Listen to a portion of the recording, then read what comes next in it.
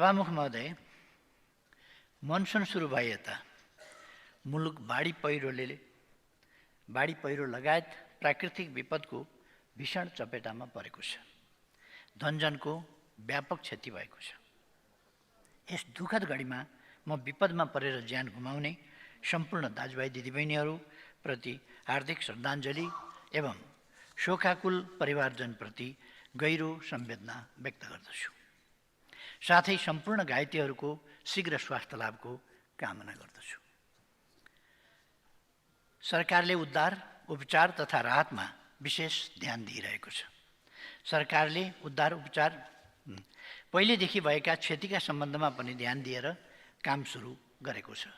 जस्तो जाजरकोट केन्द्र बनाएर गएको भूकम्पको सन्दर्भमा दोस्रो तेस्रो किस्ता दिन बाँकी रहेको त्यस सन्दर्भमा पनि अहिले सरकारले काम अगाडि बढाएको छ र आगामी दिनमा त्यस्ता दुर्घटना हुन नदिन र भइहाले तुरन्त उद्धार उपचार तथा राहतमा खटिन राज्यका निकायहरूलाई सतर्क र तयारी अवस्थामा राखेको पनि यस गरिमामय सदनलाई जानकारी गराउँदछु। सभामुख महोदय, आज परिस्थिति भिन्न भएको छ। पुरानो सरकारका ठाउँमा नयाँ सरकार बनेको छ।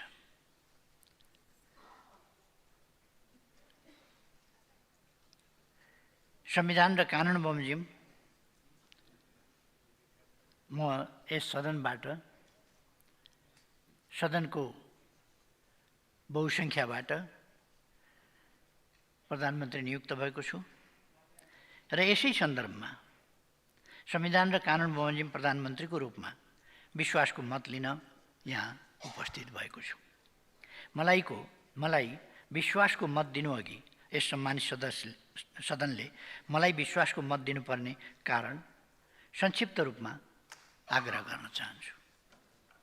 सबैभन्दा पहिला हामीले सरकारको जिम्मा लिइरहँदा देशको स्थिति कस्तो थियो भन्ने एउटा सानो झलक यहाँ प्रस्तुत गर्ने अनुमति चाहन्छु।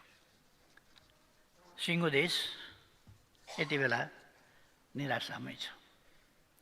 46 सालपछिको पुस्ताले यति चरम निराशा सायद पहिलो पटक अनुभव गर्यो। यो सरकार परिवर्तनको सङ्घारमा आइपुग्दा को स्थितिको बारेमा म भन्दैछु। अर्थतन्त्र असाध्यै डामाडोलको अवस्थामा छ। आयात र निर्यात दुवै घटेको छ।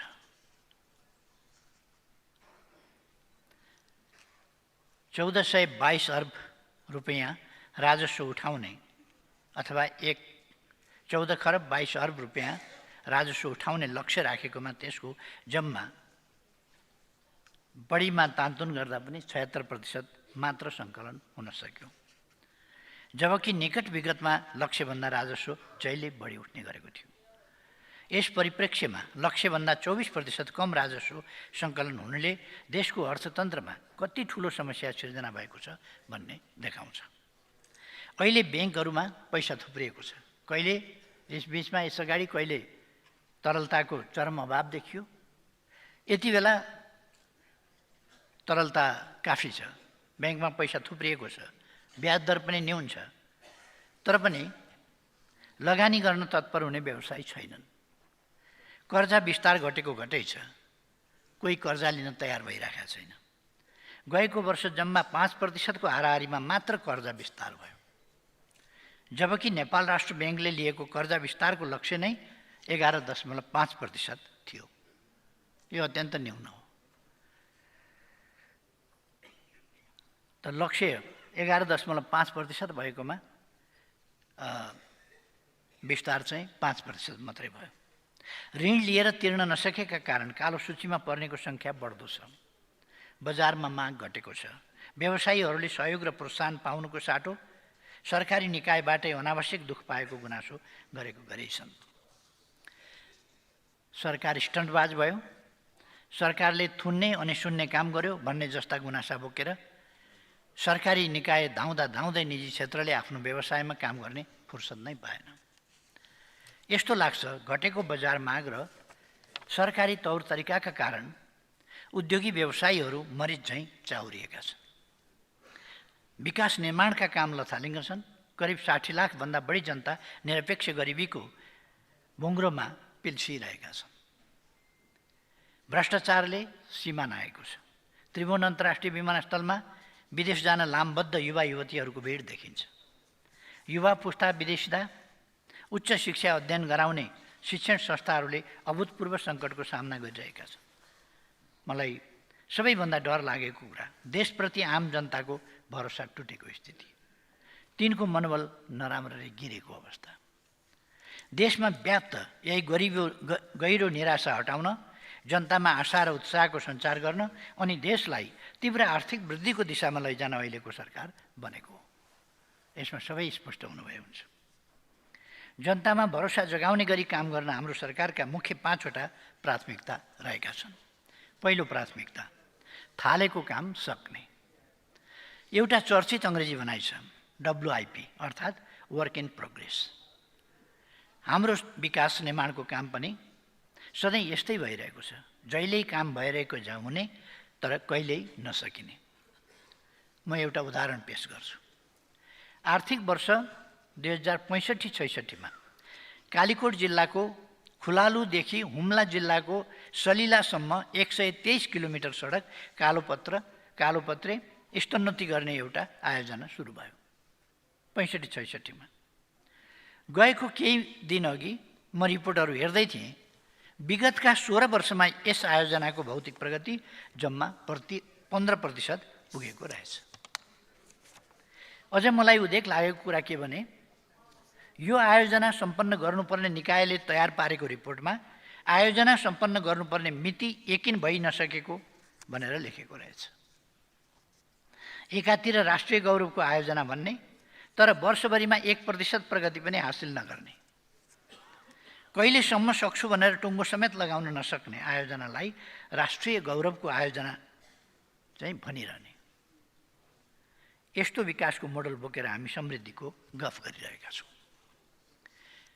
म सिङ्गो देशलाई भन्न चाहन्छु, अब हामी विकासको मामिलामा देखिएको यस्तो अनुशासनहीनताको अन्त्य गर्दछौँ। सबै मन्त्रालय अन्तर्गत अहिलेसम्म सुरु भएका सबै परियोजनालाई समयमै सम्पन्न गर्नेमा हाम्रो सम्पूर्ण शक्ति केन्द्रित गर्छौँ। यो सरकार काम भइरहेको छ भन्न होइन, थालेको काम सकियो भनेर सुनाउन आतुर छ। यसका लागि हामी मुख्यतः 4 वटा काम गर्नेछौँ। पहिलो, क्षमता वृद्धि। नेतृत्वको हिसाबले मन्त्री परिषद र सम्पूर्ण मन्त्रालयको क्षमता वृद्धि गर्नु मेरो दायित्व हो। कहिलेकाहीँ मनसाय गलत नभए पनि काम गर्ने तौर तरिका नजानेर हामी परिणाम निकाल्न नसक्ने रहेछौँ। त्यसैले आफ्नो मन्त्रालयको कामलाई कसरी व्यवस्थित गर्ने, कामको प्रगति भयो या भएन त्यसको मूल्याङ्कन कसरी गर्ने, आफ्नो मन्त्रालयको मुख्य प्रगति सूचक की पर्फर्मेन्स इन्डिकेटर कसरी तय गर्ने, त्यसको रेकर्ड कसरी राख्ने, सरकारको भिजनसँग आफ्नो मन्त्रालयलाई कसरी सामञ्जस्य गर्ने, अलाइन कसरी गर्ने, बजेटको मोनिटरिङ कसरी गर्ने भन्ने कुरामा अध्यावधिक गराउन विशेष व्यवस्था गर्नेछु। दोस्रो, मूल्याङ्कन। हामी खर्च गर्ने क्षमता बढाउनेछौँ। एउटा समस्या के पनि भइरहेको छ भने बजेट छुट्याइन्छ, रकम छुट्याइन्छ, योजना राखिन्छ, तर खर्च हुँदैन र योजनाहरू अधुरा छुट्छन्।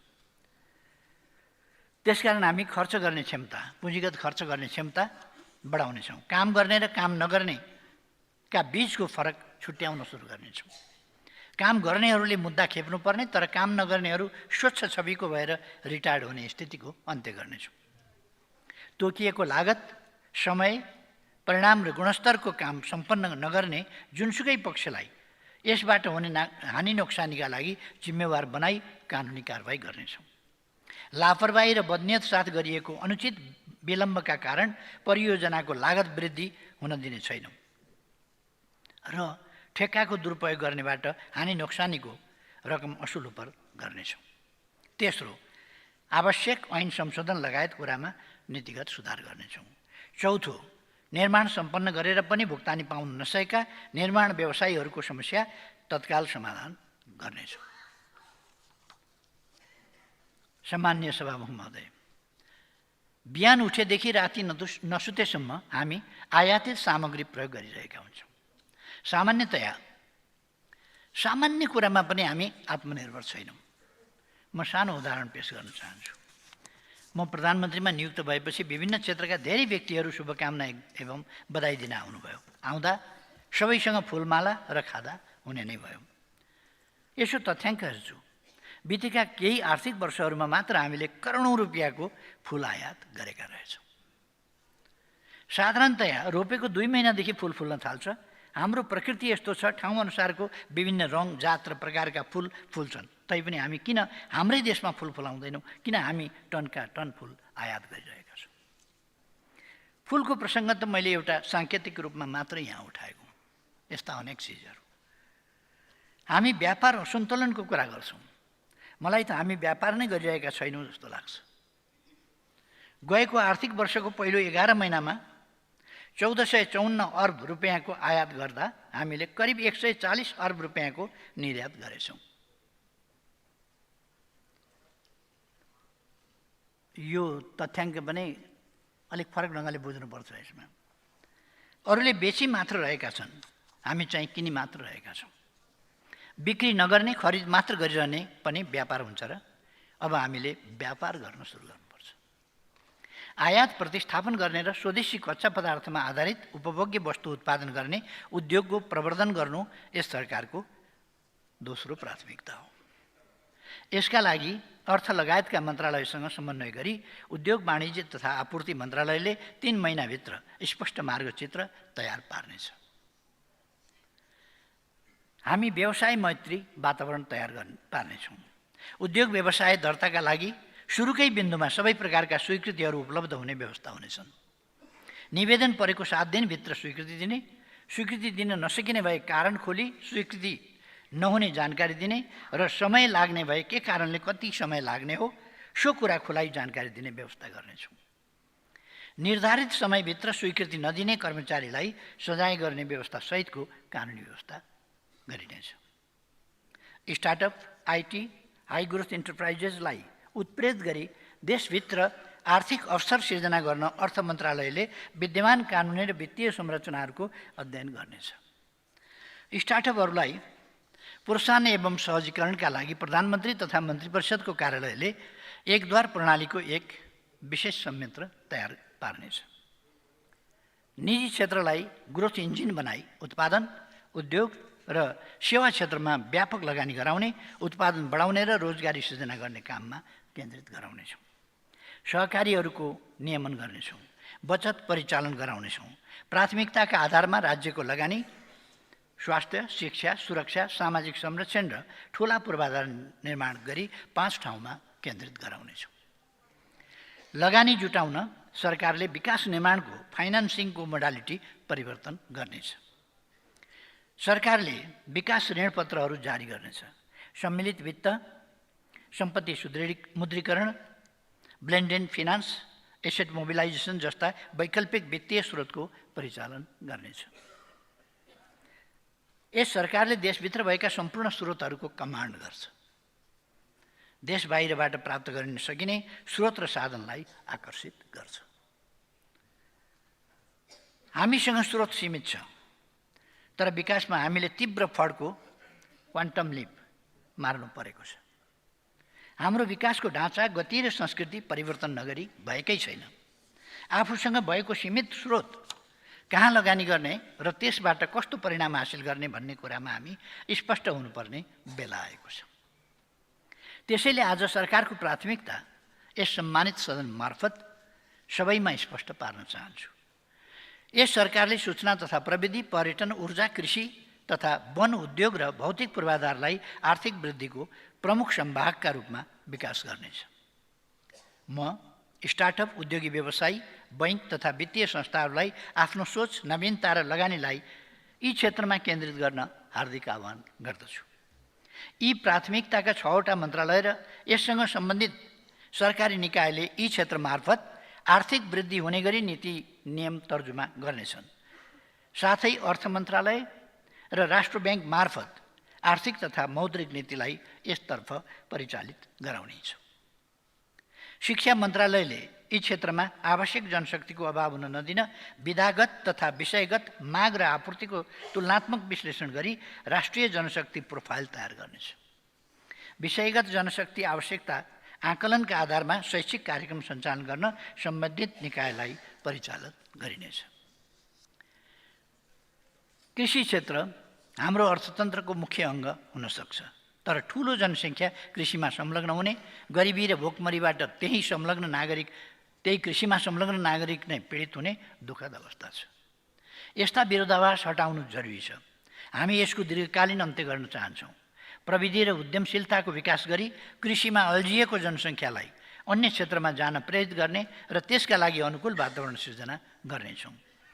उत्पादन र उत्पादकत्व वृद्धि गरी कृषि उपजमा देशलाई आत्मनिर्भर बनाउनेछौँ। कृषिको आधुनिकीकरण र व्यावसायिकीकरण मार्फत उत्पादन बढाई कृषि उपजको निर्यात गर्नेछौँ।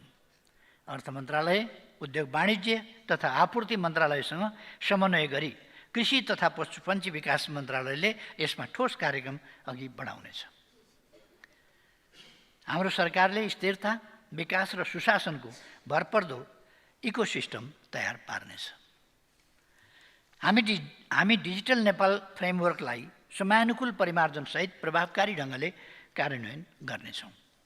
नेपालको स्वामित्वमा रहेको अर्बिटल स्लट उपयोग गरी अन्तरिक्षमा आफ्नै सेटेलाइट स्थापना गर्नेछौँ। ब्यान्डविड्थको भुक्तानीका लागि विदेशी नै गरेको ठूलो रकम रोकिने गरी सञ्चार तथा सूचना प्रविधि मन्त्रालयले तत्काल काम थाल्नेछ।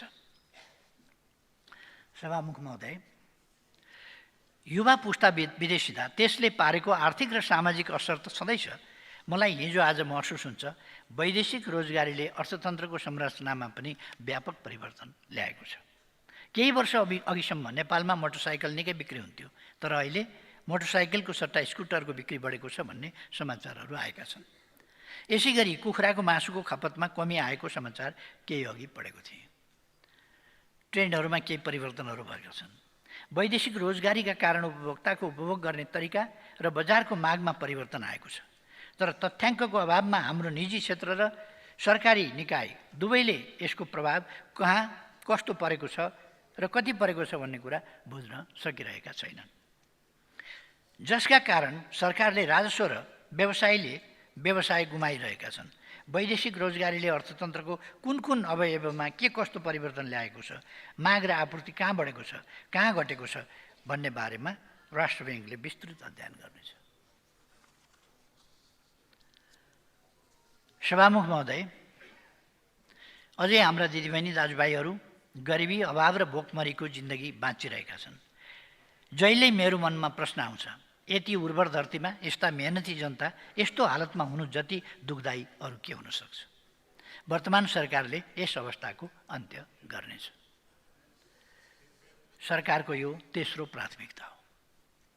यसका लागि खानपिनका बानीमा परिवर्तन गरी स्वस्थ र सन्तुलित पोषणयुक्त खानाको अवधारणा व्यापक गराउनेछौँ। यस कामका लागि कृषि तथा पशुपन्छी विकास मन्त्रालय, सञ्चार तथा सूचना प्रविधि मन्त्रालय परिचालित हुनेछन्। सबै पालिकामा खाद्य भण्डारणको स्थापना गर्न स्थानीय तहसँग समन्वय र सहकार्य गर्नेछौँ। यसबाहेक निरपेक्ष गरिबी चाँडोभन्दा चाँडो कसरी हटाउने भन्ने सम्बन्धमा योजना आयोगको नेतृत्वमा सम्बन्धित मन्त्रालयको एक संयन्त्र तयार पार्नेछौँ र त्यसको सुझावका आधारमा कार्यक्रम तर्जुमा गर्नेछौँ। सडकमा बालबालिकाको बेहाल हुन नदिन हामीले मन्त्री परिषदबाट निर्णय गरिसकेका छौँ। जुनसुकै भूगोलमा जन्मिएको भए पनि बालबालिकालाई भोकै मर्न दिइन्न, कुपोषणको शिकार हुन दिइन्न। स्कुल जान नपाएका, पढ्न नपाएका, जाडोमा न्यानो लुगा लगाउन नपाएका, वर्षमा ओत लाग्ने छानो नभएका अनि भोक लागेका बेला खान नपाएका बालबालिका र जनता नै यस सरकारको सबभन्दा प्रमुख चासो, चिन्ता र सरोकारका विषय हुन्। तराई मधेसमा आर्थिक रूपमा विभिन्न मधेसी दलित, सामाजिक रूपमा विभेद र भेदभावमा परेका व्यक्ति, अपाङ्गता भएका, अशक्त, बेसहारा, सङ्क्रमित, आश्रयविहीन, अल्पत्र र मनोरोगीहरूलाई मनमा राखेर सरकारले आफ्नो प्राथमिकता तय गर्नेछ। सभामुख महोदय, संसदको चालु अधिवेशनले यस आर्थिक वर्षको लागि सरकारको नीति कार्यक्रम तथा बजेट पास गरिसकेको छ। नीति कार्यक्रम र बजेट पास गर्दा होस् या सरकार परिवर्तन हुँदा होस्, माननीय सदस्यज्यूहरूले उठाउनुभएका कुरा मैले स्मरणमा राखेको छु। सरकार भनेको अविच्छिन्न उत्तराधिकारी संस्था हो, तसर्थ हाम्रा नीति तथा कार्यक्रमलाई अघि बढाउनेछौँ। परिवर्तन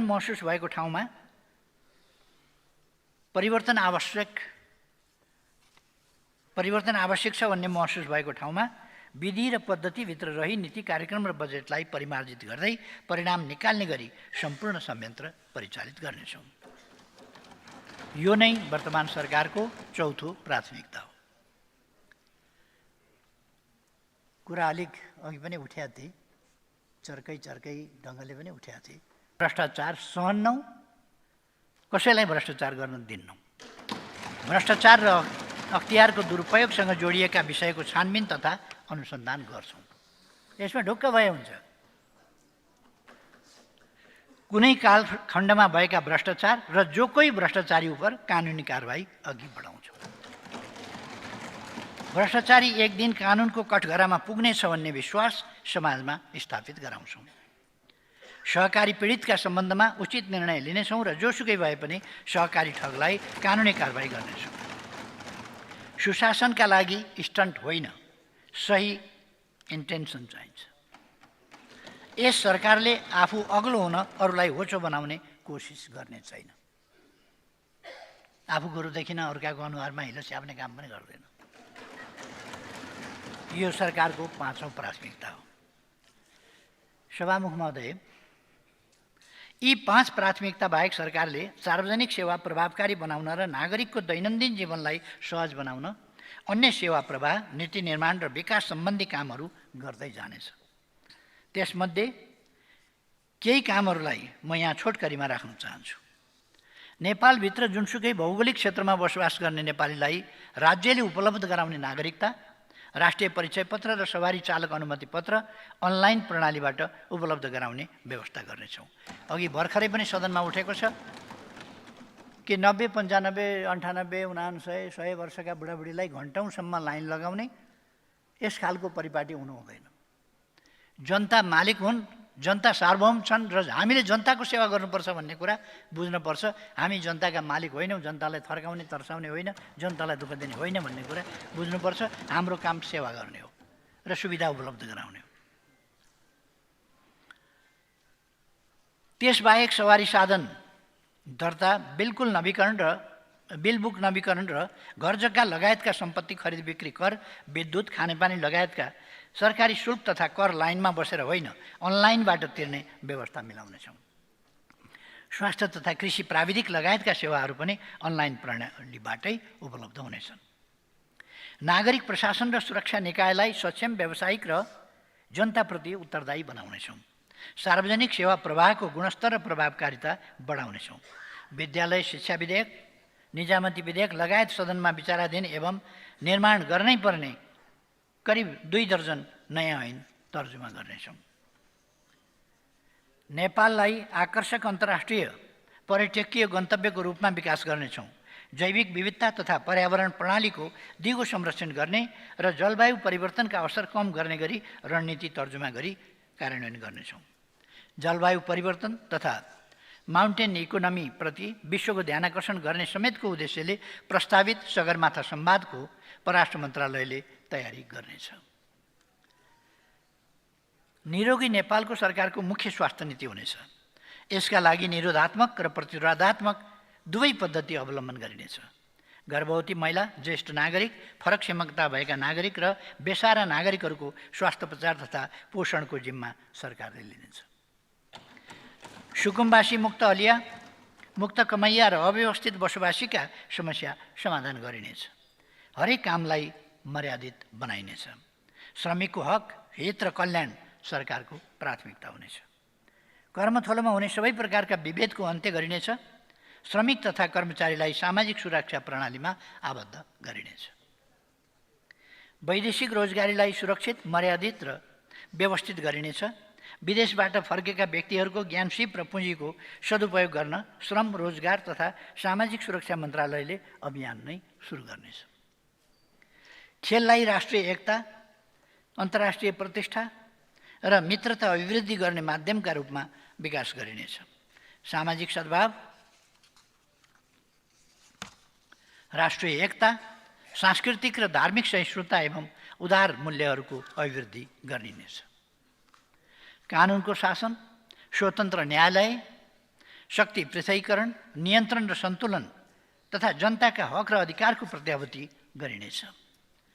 न्यायालयप्रति जनताको विश्वास र भरोसा अभिवृद्धि गर्न आवश्यक सुधारका प्रक्रिया अघि बढाइनेछ। सभामुख महोदय, हाम्रो विदेश नीति स्वाधीनता, स्वाभिमान र विकासबाट निर्देशित हुन्छ। हामी असल छिमेकीपनमा विश्वास गर्छौँ, त्यस अनुसारको व्यवहार गर्छौँ। हामी छिमेकीका जायज चासो सम्बोधन गर्छौँ, साथै हाम्रा जायज चासो सम्बोधन होस् भन्ने पनि अपेक्षा गर्छौँ। हामी पारस्परिक लाभ, पारस्परिक सम्मानमा विश्वास गर्छौँ। सभामुख महोदय, देशमा जुन किसिमको निराशा छाएको छ त्यसलाई चिर्नका निम्ति राजनीति विकास र समृद्धिको बहसतर्फ मोडिनै पर्छ। देशलाई विकास र समृद्धितर्फ हिँडाउन बलियो प्रणाली नबनाइकन हुँदैन। बिना स्थायित्व बलियो प्रणाली नबन्ने रहेछ भन्ने कुराको हामी आफै साक्षी छौँ। म आज प्रतिपक्ष लक्षित कुनै टिप्पणी गर्न चाहन्न, तर यति चाहिँ भन्छु, नेपाली कङ्ग्रेस र नेकपा एमाले जस्ता बलिया पार्टीले पटक पटक काँध थाप्दा पनि अघिल्लो सरकारले लय समातेन। सरकारले थिति बसाल्न सकेन, थिति बसाल्ने रुचि पनि राखेन, जसको कारण समाजमा अनेकन दूषित परिणाम निस्कने खतरा बढ्यो। त्यसलाई हामीले टुलटुल हेरेर बस्न सकेनौँ। यही कुरालाई आत्मसात गरी पुरानो सरकारको ठाउँमा यो नयाँ सरकार बनाएका हौँ। हामी सबैलाई थाहा छ, नेकपा एमाले र नेपाली काङ्ग्रेस प्रतिस्पर्धी पार्टी हुन्। हामी विचारमा प्रतिस्पर्धा गर्छौँ, तर खास समयमा यी दुई पार्टीले सहकार्य गरेका छन् र देशलाई परिणाम पनि दिएका छन्। 7 सालमा राणा शासनको अन्त्यका लागि एक भएका थिए। 46 सालमा निरङ्कुश राजतन्त्र र पञ्चायत फाल्नका लागि एक भएका थिए। 62-63मा देशमा फैलिएको शस्त्र हिंसाको आगो निभाउन र राजतन्त्र फाल्न एकमत भएका थिए। त्यसैको जगमा अरू शक्तिलाई साथमा लिँदै यी दुई पार्टीले संविधान निर्माणको नेतृत्व गरे। यसपटक फेरि हामीले 7 बुँदे सहमति गरी सहकार्यको थालनी गरेका छौँ। नेकपा एमाले र नेपाली काङ्ग्रेस बीच भएको त्यो 7 बुँदे सहमति जस्ताको तस्तै यस सम्मानित सदनलाई जानकारी गराउने अनुमति चाहन्छु। 7 बुँदे सहमति यस प्रकार छ। 1. आम जनताको चाहना बमोजिम राष्ट्रिय हितको रक्षा गर्न, भ्रष्टाचार नियन्त्रण गरी मुलुकमा सुशासन कायम गर्न, राष्ट्रको विकास निर्माण अभियानलाई तीव्रता दिन, राजनीतिक स्थिरताका लागि अन्य राजनीतिक दललाई समेत सहभागी गराई संविधानको धारा 76(2) अन्तर्गत राष्ट्रिय सहमतिको सरकार निर्माण गर्ने। 2. राष्ट्रिय सहमतिको सरकारले संविधान प्रारम्भ भए पश्चात अभ्यासमा देखा परेका सबल पक्ष र दुर्बल पक्ष तथा जटिलताको समीक्षा गरी राजनीतिक स्थायित्वको लागि संविधानमा आवश्यक संशोधन र तदनुकूलको कानुन निर्माण गर्ने विषयलाई प्राथमिकता दिने। 3.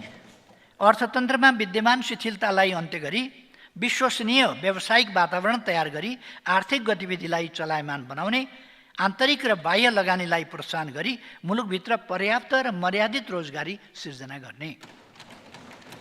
4. राष्ट्रिय सहमतिको सरकारको नेतृत्व सरकार गठन भएको मितिले 2 वर्षसम्म नेकपा एमालेका अध्यक्ष केपी शर्मा ओलीले र त्यसपछि 84 मङ्सिरमा हुने आम निर्वाचनसम्म नेपाली काङ्ग्रेसका सभापति माननीय श्री श्रीबहादुर देउवाले गर्ने। राष्ट्रिय हितको रक्षा गर्न, भ्रष्टाचार नियन्त्रण गरी मुलुकमा सुशासन कायम गर्न, राष्ट्रको विकास निर्माणको अभियानलाई तीव्रता दिन, राष्ट्रिय सहमतिको सरकार सञ्चालनका आधार र न्यूनतम साझा कार्यक्रम तर्जुमा गरी सोही आधारमा सरकार सञ्चालन गर्ने। 6.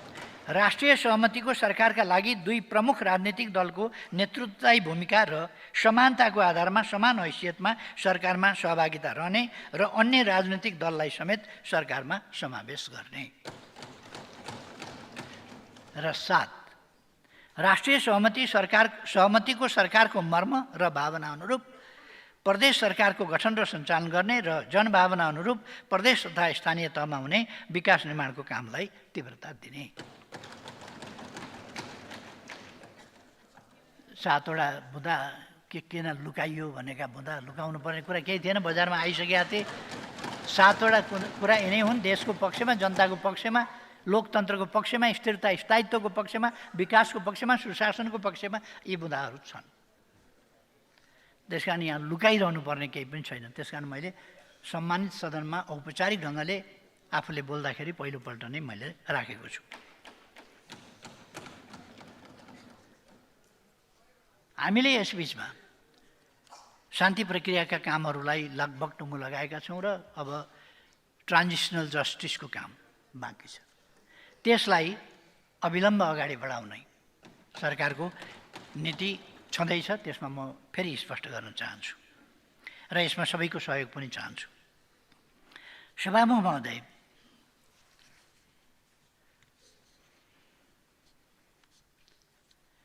अघिल्लो युगले गरेको अकल्पनीय त्याग र बलिदानबाट प्राप्त भएका मानव सभ्यताका आधारभूत उपलब्धिहरूलाई पछिल्लो युगले गर्वका साथ जीवन्त र अविच्छिन्न राख्नुपर्दछ।